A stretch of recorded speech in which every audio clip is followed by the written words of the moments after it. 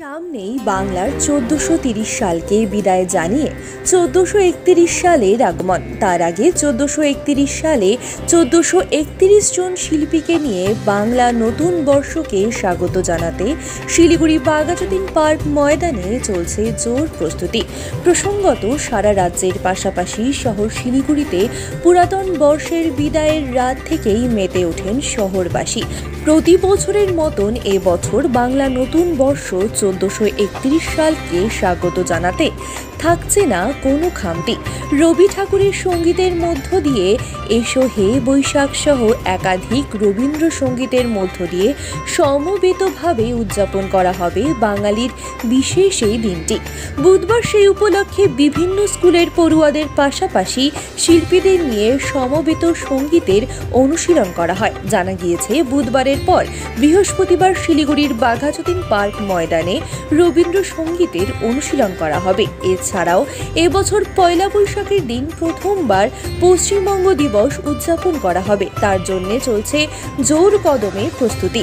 এদিন এই বিষয়ে সঙ্গীত শিল্পী অদিতি ঘোষ দাস জানান, পয়লা বৈশাখের আগের দিন প্রতিবারের মতন আলপনা দিয়ে সাজিয়ে তোলা হবে শহরের পথ। পাশাপাশি নববর্ষের দিন 1431 জন শিল্পী ও ছাত্রছাত্রীদের নিয়ে সমবেত সঙ্গীত ও রবীন্দ্র নৃত্যের পাশাপাশি একগুচ্ছ সাংস্কৃতিক অনুষ্ঠানেরও ব্যবস্থা রয়েছে।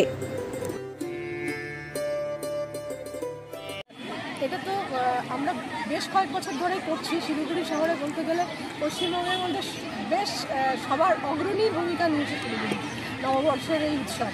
তো প্রত্যেকবারের মতন এবারও সেরকমভাবেই হচ্ছে। অর্চক আছে, তার সাথে আমাদের শিলিগুড়ি কর্পোরেশন এগিয়ে এসছে, সবাই মিলে হৈহুল্লোড় করে একটা অনুষ্ঠান হচ্ছে। যেটা দেখছেন এখন রিহার্সাল চলছে, সেটা হচ্ছে যেটা আমাদের সহস্র কণ্ঠে আমাদের একটা সমবেত বর্ষবরণ হয় সমবেত সঙ্গীতের মাধ্যমে।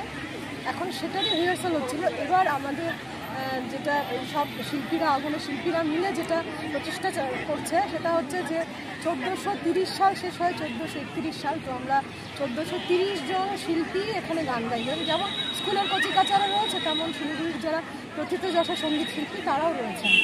সবাই মিলে 1430 জন, তার সাথে একজন 1431 জন মিলে এই সমবেত সঙ্গীত হবে।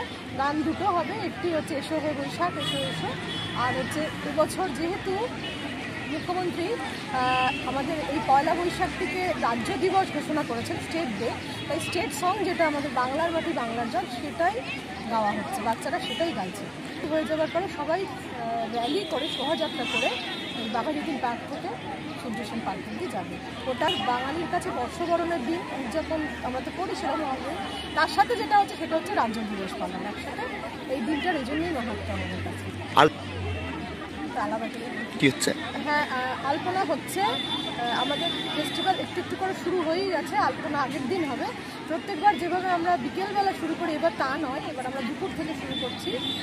শিল্পীরা, শিলিগুড়ির যারা সঙ্গীত শিল্পী, বিশেষ করে লোকশিল্পী যারা, তারা সবাই মিলে একত্রিত হয়ে বৈঠকে অনুষ্ঠান করবে। ওরা দুপুর বিকেল থেকেই অনেক গানের অনুষ্ঠান থাকছে। আমাদের প্রত্যেকবার আলপনার পাশে সেটা বিকেল থেকে শুরু হয়, দুপুর থেকে শুরু হচ্ছে। আর আলপনা তো থাকছেই, সেটি দুপুরবেলা 2টো থেকে শুরু হয়ে যাচ্ছে। আমরা চেষ্টা করি প্রত্যেকবার মধ্যরাত্রি অবধি হয়, তো এবার